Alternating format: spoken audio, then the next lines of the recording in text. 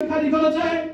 আজ স্ত্রীরা জানে না তাদের স্বামী কোথায়, অসংখ্য সন্তান জানে না তার পিতা কোথায়, অসংখ্য বাপ জানে না তার সন্তানরা কোথায়।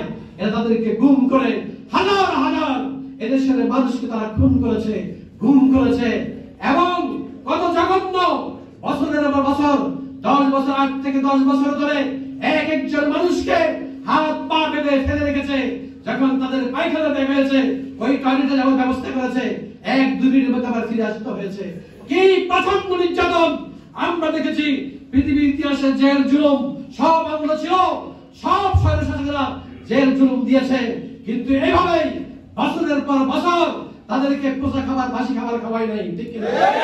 সুতরাং পৃথিবীর সমস্ত স্বৈরশাসককে ফেল মারিয়ে বাংলাদেশের স্বৈরশাসক শেখ হাসিনা তাদের সেই নিকৃষ্ট দুশ্মন, ঠিক কিনা? তারা এই দেশকে কি করেছে আপনারা জানেন? এই দেশকে তারা খালি করে দিয়েছে। বাংলাদেশ, যারা এখানে ইতিহাসের ছাত্র আছেন, শিক্ষিত লোক জানেন, বাংলাদেশ ছিল এক সময় সুজলা সুফলা শস্য শ্যামলা একটি দেশ। যে দেশে ওই কি ছিল, গোয়াল ভাড়া কি ছিল, গরু ছিল, পুকুর ভাড়া মাছ ছিল, গোলা ভাড়া ধান ছিল। যে দেশে টাকায় 8 মণ চাউল পাওয়া যেত, এমন সুখী একটি সমৃদ্ধ দেশ। যে দেশকে পৃথিবীর পৃথিবীর বিভিন্ন দেশের মানুষরা আসতো এখানে বাণিজ্য করার জন্য, এখানে চাকরি করার জন্য, ঠিক কিনা? এই ইতিহাস সুখী সমৃদ্ধ দেশ থেকে বিভিন্ন সময়ে তারা কি কাছে লুণ্ঠন করেছে বিভিন্ন জাতি। আমরা দেখলাম সর্বশেষ ওই আওয়ামী লীগ সরকার এই দেশকে লুণ্ঠন করে তারা এই সম্পদগুলি বাংলাদেশে রাখে নাই, সব বিদেশে পাচার করে দিয়েছে। এখন বাংলাদেশের এই দেশের কোন মানুষের আর আওয়ামী লীগ করার হক আছে কিনা? যার দেশের প্রতি সামান্য কমিটমেন্ট থাকবে, ভালোবাসা থাকবে, ওই ব্যক্তি কখনো আওয়ামী লীগ করতে পারে না। আওয়ামী লীগ তারা কি করে? শুধু অন্যান্য দল ক্ষমতায় ছিল, তারা লুণ্ঠন করেছে, সম্পদ বাইরে নিয়ে যায় নাই, ঠিক কিনা? সব সম্পদ বাইরে নিয়েছে, বড় বড় বিল্ডিং এর প্রজেক্ট দিয়েছে। আমরা যে কন্ট্রাক্টর আমাদেরকে বলেছে যে এইখানে যদি 50 লাখ টাকা লাগে, সেখানে তারা 1 কোটি টাকা বরাদ্দ দিয়েছে। কারণ কি? 50 লাখ টাকা এখানে মাটি বরাদ্দ থাকবে, আর 50 লাখ টাকা শেখ হাসিনা তার পরিবারের কাছে চলে যাবে। এটাই ছিল আওয়ামী দুঃশাসনের ইতিহাস। তারা এই দেশটাকে লুণ্ঠন করেছে, এদেশের শেয়ার বাজারকে শেষ করে দিয়েছে, এদেশের ব্যাংকগুলিকে তারা শেষ করে দিয়েছে, সব শেষ। এখন অর্থনীতিকে পঙ্গু করে দিয়ে তারা মনে করেছে যে আমরা যদি চলে যাই তাহলে পরবর্তী সরকার যে আসবে সে আর ক্ষমতায় টিকতে পারবে না, আবার জনগণ আমাদেরকে ডেকে আনবে, ঠিক কিনা? তারা খুন গুমের ইতিহাস সৃষ্টি করেছে। বাংলাদেশের জনগণ যদি তাদেরকে খুঁজে পেত, পায়ের তেলে পিষে মারত, ঠিক কিনা? আজকে আমাদের সকলকে এই ঘটনা থেকে শিক্ষা গ্রহণ করতে হবে। আওয়ামী দুঃশাসনের ইতিহাস বাংলাদেশে যে তার সৃষ্টি হতে না পারে। এদেশের বিচার বিভাগকে তারা ধ্বংস করেছে, বিচারিক হত্যাকাণ্ডের মাধ্যমে আমাদের নেতৃবৃন্দকে তারা হত্যা করেছে, মিথ্যা মামলা করে এদেশের জনগণ লক্ষ লক্ষ মামলা করে কোটি কোটি লক্ষ আসামি দিয়ে এদেশের মানুষকে হয়রানি করেছে, ঠিক কিনা? অপরাধে অসংখ্য মা আর অসংখ্য পিতা সন্তানদের সাথে রাত্রি যাপন করতে পারে নাই, বাপ মারা গেছে জানাজা পড়তে পারে নাই, সন্তান মারা গেছে জানাজা পড়তে পারে নাই, মা মরেছে জানাজা পড়তে পারে নাই, মায়ের বাড়ি ঘর আসতে পারে নাই, এমন অসংখ্য ঘটনা হয়েছে কিনা? সুতরাং তারা যখন দেশের ছাত্র আন্দোলন শুরু হয়েছে, তারা মনে করেছে বুকের সুদ করে তারা উড়িয়ে দিতে পারবে, ঠিক কিনা? কিন্তু তারা যে অসংখ্য মায়ের বুক খালি করেছে, ওই মায়েদের হাজারি আল্লাহ রাষ্ট্র কামি দিয়েছে, ওই সন্তানদের হাজারি চোখের পানি আল্লাহ রাষ্ট্র কামি দিয়েছে, যার কারণে আল্লাহ রাষ্ট্র থেকে তাদের উপরে আল্লাহর গজব এসেছে, ঠিক কিনা? এই জন্য পুলিশ কর্মকর্তা যখন বলছে স্যার একটাকে মারলে সেই মরে আরেকটা সামনে চলে আসে, কেউ তো পালায় না, ঠিক কিনা? পালায় না, এদেশের জনগণ পালাবে না। এদেশের জনগণ যুগে যুগে ইতিহাস সৃষ্টি করে প্রমাণ করেছে কোন স্বৈরশাসনের স্থান এদেশের বাড়িতে হবে না, ইনশাআল্লাহ। আমি যুবকদের দৃষ্টি আকর্ষণ করছি, আগামী দিনে এদেশের নেতৃত্ব গ্রহণ করবে যুব সমাজ, ঠিক কিনা? এদেশের নেতৃত্বের জন্য এগিয়ে আসতে হবে। সুতরাং আমি লম্বা বক্তৃতা দিলে অনেক সময় লাগবে। আওয়ামী লীগের ইতিহাসের দুঃশাসনের ইতিহাস আমাদের কাছে অনেক, ঠিক কিনা? আওয়ামী লীগ সব সময় স্বৈরশাসক ছিল। শেখ মুজিবের কথা আমাদের নেতৃবৃন্দ বলেছেন, শেখ মুজিব আমার স্বৈরশাসক ছিলেন, একজনই বাদশাহ কায়েম করেছিলেন, আর শেখ মুজিবের কন্যা শেখ মুজিবকে পরাজিত করে আরো দুঃশাসনের একটা ইতিহাস সৃষ্টি করেছেন আমরা আশা করি কিয়ামত পর্যন্ত বাংলাদেশে এই দেশের আর কোন স্বৈরশাসকের এই ধরনের স্বৈরশাসক আর আসবে না, ঠিক কিনা? শুধু মুখের কথা নয়, আমাদের কাজের মাধ্যমে এই দেশের জনগণের কাছে জামাত ইসলামের দাওয়াত পৌঁছতে হবে, নিজেদের আদর্শ দিয়ে চরিত্র দিয়ে আমাদেরকে পৌঁছতে হবে, ঠিক কিনা? এখন রবিউল আউয়াল মাস চলছে, আল্লাহর নবী মুহাম্মদ রাসূলুল্লাহ সাল্লাল্লাহু আলাইহি ওয়াসাল্লাম এই জমিনে এসে প্রথম যে ঘোষণা দিয়েছিলেন, ইয়া আইয়ুহান নাস কুলু লা ইলাহা ইল্লাল্লাহ তুফলিহুন, হে মানুষেরা তোমরা বলো আল্লাহ ছাড়া কোনো ইলাহ নেই, তাহলে তোমরা কল্যাণ লাভ করবে, সফলতা লাভ করবে। এই একটি ঘোষণায় এমন কিছু ছিল যে একটি ঘোষণার মাধ্যমে সেই কলমা তাইয়্যিবা এক বিপ্লবের ঘোষণা দিয়েছিলেন, ঠিক কিনা? এই বিপ্লব ছিল এক একাত্মবাদের অসংখ্য প্রভুত্বকে উৎখাত করে এক আল্লাহর প্রভুত্ব এই জমিনে কায়েম করা হবে ইনশাআল্লাহ, ঠিক কিনা? আল্লাহর নবীর ঘোষণা কি ছিল? যে শুধুমাত্র লা ইলাহা ইল্লাল্লাহ বলার কারণে আল্লাহর নবীর উপরে পাথর এসেছিল, ঠিক কিনা? আল্লাহর বিরুদ্ধে আসে নাই, এসেছে কি? ফলপুর আসছে, আসে নাই। তিনি বলেছেন শুধু ইয়া আইয়ুহান নাস কুলু লা ইলাহা ইল্লাল্লাহ, এই একটা শব্দ উচ্চারণ করার সাথে সাথে সর্বপ্রথম নিজের সাজা যে রাসূলের জন্মগ্রহণ করার খুশিতে নিজের দাসীকে মুক্ত করে দিয়েছিলেন, সেই সাজা সর্বপ্রথম পাথর মেরেছিলেন। তারা বুঝতে পেরেছে এই কলমার দাওয়াত যদি পৃথিবীতে কায়েম হয়ে যায়, এই দেশের জনগণের মাথায় লবণ রেখে আমরা বলি খেতাম, মানুষকে শোষণ করতাম, নির্যাতন করতাম, মানুষের সম্পদ লুণ্ঠন করতাম, এই কোরআনের বিধান যদি সমাজে বাস্তবায়ন হয়ে যায় তাহলে সেটা আর সম্ভব হবে না। এই জন্য এই কলমার দাওয়াত পৃথিবীতে যখন সর্বপ্রথম এসেছিল আল্লাহ রাসূলের উপরে পাথর এসেছিল, ঠিক কিনা? আজকেও যদি আপনি কোরআনের দাওয়াত, কলমার দাওয়াত এই সমাজের কাছে নিয়ে যান, এই সমাজ থেকে ফুল বিছানো আসবে না, এই সমাজের থেকে ফল ফুল আসবে না, মিষ্টি আসবে না, আসবে পাথর, আসবে নির্যাতন, আসবে হত্যা, আসবে গুম, আসবে সন্ত্রাস, যার ইতিহাস আমরা দেখেছি, ঠিক কিনা? আপনাদের জামাত ইসলামের ইতিহাস এক রক্তাক্ত ইতিহাস, আল্লাহর দ্বীনের ইতিহাস, রক্তাক্ত ইতিহাস, রক্তের উপর দিয়ে আল্লাহর দ্বীন এই জমিনে প্রতিষ্ঠা করতে হবে ইনশাআল্লাহ। ভাইরা আমার, এই জন্য যে জিনিসটা আমাদের প্রয়োজন, আমাদেরকে যোগ্যতা অর্জন করতে হবে। আমরা ক্ষমতার জন্য বাড়াবাড়ি করবো না, ঠিক কিনা? আমাদের আমির জামাত বলেছেন আমরা খুব দ্রুত ক্ষমতায় যেতে চাই না, আমাদের ক্ষমতা টার্গেট নয়, আমাদের টার্গেট কি ক্ষমতা? জামাত ইসলামের টার্গেট ক্ষমতায় নয়, রাষ্ট্র ক্ষমতা নয়। রাষ্ট্র ক্ষমতা আমরা যাব এই জন্য দিন কায়েমের মাধ্যমে আল্লাহর সন্তুষ্টি অর্জনের জন্য, ঠিক কিনা?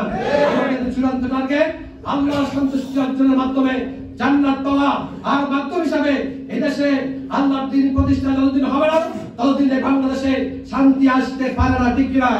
আমরা দেখেছি পৃথিবীতে সমাজতন্ত্র কায়েম হয়েছিল, যে সমাজতন্ত্র কায়েমের জন্য রুশরা 17 লক্ষ লোককে ওই সাইবেরিয়ার বরফে প্রেস করেছিল। এদেশে গণতন্ত্র, এদেশে সরকারতন্ত্র প্রতিষ্ঠার জন্য অনেক রক্ত দিয়েছে বিভিন্ন সরকার, ক্ষমতা এসেছে, আমরা দেখেছি কোন সরকার, কোন মতামত পৃথিবীতে শান্তি প্রতিষ্ঠা করতে পারে নাই। পৃথিবীতে শান্তি প্রতিষ্ঠা করতে পারে একমাত্র মুহাম্মদ রাসূলুল্লাহ সাল্লাল্লাহু আলাইহি ওয়াসাল্লাম যে আদর্শ নিয়ে এসেছেন, সেই আদর্শ যদি জমিনে বাস্তবায়িত হয় তাহলে পৃথিবীতে শান্তি প্রতিষ্ঠা হবে, ঠিক কিনা? বাংলাদেশ জামাত ইসলামের ছাত্র শিবির তার চূড়ান্ত টার্গেট বাংলাদেশে আল্লাহর দ্বীন প্রতিষ্ঠা করা। এই সেই আল্লাহর দ্বীন প্রতিষ্ঠা আন্দোলনে যারা নেতৃত্ব দেবে তারা সকলে আমার সামনে বসে আছে। সেই আন্দোলনের জন্য আমরা প্রস্তুতি নিতে রাজি আছি কিনা? রাজি আছি কিনা? আমরা সেই আন্দোলনে নেতৃত্ব দিতে হয় তাহলে আমাদেরকে আমাদের যোগ্যতার মাপকাঠিতে সর্বোচ্চ যোগ্যতা অর্জন করতে হবে। এই যোগ্যতার জন্য আমাদের সকলকে আল্লাহর কোরআন অধ্যয়নকে বাধ্যতামূলক করতে হবে। জামাত ইসলামের সকল কর্মী তার দিবসের প্রথম কর্মসূচি হবে ফজরের নামাজকে যখন আদায় করার পরে সেটার কোরআন নিয়ে বসবে, কোরআন অধ্যয়ন করবে, কোরআনকে বুঝবে, কোরআনের সমাজ কায়েমের জন্য তার তৎপরতা হবে। সুতরাং আমরা প্রতিদিন সকালে দিনের প্রথম কর্মসূচি কোরআন অধ্যয়ন করবে, এটা রাজি আছে কিনা? জামাত ইসলামের সকল কর্মী কোরআন থেকে জ্ঞান অর্জন করবে, হাদিস থেকে জ্ঞান অর্জন করবে, ইসলামী সাহিত্য থেকে অর্জন করবে। যদি কোরআনের জ্ঞান নাই তো তার কোনো জ্ঞানই নাই, ঠিক কিনা? আমাদেরকে যোগ্যতা অর্জন করতে হবে। দ্বিতীয় যে কাজটি করতে হবে, এদেশের মানুষের সুখে দুঃখে অংশীদার আমাদেরকে হতে হবে। যে জুলুম নির্যাতনের মাধ্যমে এদেশের অসহায় বনি আদম আজকে ক্ষত বিক্ষত হয়ে একজন শান্তিপ্রিয় মানুষের আশায় আছে যে কারা আসবে আমাদের দায়িত্ব নেবে, এই জুলুম অত্যাচার থেকে আমাদেরকে বিপদ থেকে রক্ষা করবে। সুতরাং জামাত ইসলামীর সকল কর্মী বাহিনী আমরা আপনাদের কাছে অনুরোধ করবো, ভাষণ দেবেন যেখানে মানুষ বিপদগ্রস্ত সেখানেই আপনারা ছুটে যাবেন, যেখানে হবে মানুষ সেখানেই ছুটে যাবেন, যেখানে মানুষ অসুস্থ সেখানেই আপনারা যাবেন, যেখানে কন্যাদায়গ্রস্ত পিতা আছে তার কন্যাদায়গ্রস্ত থেকে রক্ষার জন্য আপনাকে ছুটে যেতে হবে।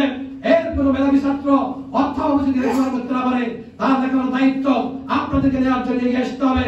সমাজের প্রত্যেকটি ঘরে প্রত্যেকটি মানুষের কষ্ট দুঃখ লাগার জন্য জামাত ইসলামের সমস্ত কর্মী এগিয়ে আসতে হবে। রাজি আছেন কিনা? আমরা পালন করতে পারি। যেদিন মানুষ মনে করবে এদের হাতে যদি রাষ্ট্র ক্ষমতা হয় আমরা নিরাপদ থাকবো। আজকে বাংলাদেশের মানুষ বলতে শুরু করেছে যে জামাত ইসলামী ছাড়া বিকল্প কিছু নাই, অন্য সব কিছু দেখেছি, আজকে জামাত ইসলামীকে লাগবে। কারণ জামাত ইসলামী পরীক্ষা হয়েছে কিনা, পরীক্ষা আমরা দিছি কিনা। আমাদের দুইজন মন্ত্রী কথা বলেছেন, মাওলানা মতিয়ার নিজামী এবং আলী হাসান মোহাম্মদ মুজাহিদ, তিনটা মন্ত্র দায়িত্ব পালন করার পরেও তাদের কোনো দুর্নীতি বের করতে পেরেছে নাই। সুতরাং জামাত ইসলামী যদি দায়িত্ব গ্রহণ করে এদেশ থেকে দুর্নীতি চলে যাবে, এদেশ থেকে সন্ত্রাস চলে যাবে, এদেশে মানবাশক্তি চলে যাবে, অন্যায় চলে যাবে, জুলুম চলে যাবে, বিচারহীনতা দূর হয়ে যাবে, শান্তির সমাজ কায়েম হবে। কারণ আমরা আল্লাহর কোরআন এবং রাসূলের সুন্নাহর আলোকে আমরা কি করতে চাই? ইসলাম কায়েম করতে চাই। এই জন্য আমাদের অধ্যয়নকে বাড়াতে হবে, অধ্যয়ন বাড়াতে হবে, লেখাপড়া বাড়াতে হবে, আল্লাহর সাথে সম্পর্ক বাড়াতে হবে। কি বাড়াতে হবে? কথা বলেন। আল্লাহর সাথে সম্পর্ক বাড়াতে হবে। কোরআন শরীফের আয়াত আমি স্মরণ করি, আল্লাহ রাব্বুল আলামিন কালামুল ইরশাদ করেছেন, আস-সাবিরিনা ওয়াস-সাদিকিনা ওয়াল-কানিতিনা ওয়াল-মুনফিকিনা ওয়াল-মুস্তাগফিরিনা বিল-আসহার। তোমরা হবে ধৈর্যশীল। আমরা কি হব? ধৈর্যশীল। জুলুম নির্যাতন অভাব অনটনে হতাশ না হয়ে জামাত ইসলামের সকল কর্মী কি হবে? ধৈর্যশীল হবে, ধৈর্য ধারণ করবে, সর্ব অবস্থায় ধৈর্যের উপরে অকাইল থাকবে। কারণ আল্লাহ রাব্বুল আলামিন কি বলেন? অবশ্যই সাবিরিন। আল্লাহ রাব্বুল আলামিন ধৈর্যশীলদের সাথে আছেন, ঠিক না? হতাশ হওয়ার সুযোগ নাই।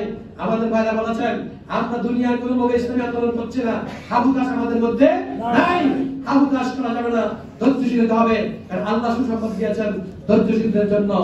এরপরে ওয়াস-সাবিরিন ওয়াস-সাদিকিন, আমরা হব সত্যবাদী, সত্যাশ্রয়ী।